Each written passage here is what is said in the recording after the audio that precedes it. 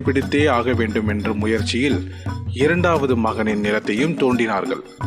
ஏமாற்றம்தான் மிஞ்சியது. இவ்வளவு தூரம் வந்த பின் எப்படி விட முடியும் என்று கடைசி மகனின் நிலத்தையும் தோண்டினார்கள். மறுபடியும் ஏமாற்றமே. மூவரும் சோர்ந்து போனார்கள். முயற்சி வீணாக வேண்டாம் என்று எண்ணி தோண்டிய அந்நிலத்தை விதை விதைத்து நீர் பாய்ச்சி உரம் போட்டார்கள். ஆண்டு முடிவில் அவர்கள் நிலத்தில் அமோக விளைச்சல் கிடைத்தது. அறுவடை செய்து விற்றதில் அவர்களுக்கு கொள்ளை பயனைதான் அப்பா புதையல் என்று குறிப்பிட்டார் என்று பிள்ளைகள் மூவரும் புரிந்து கொண்டார்கள்.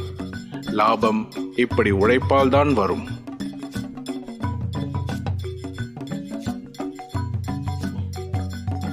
நன்றி, வணக்கம்.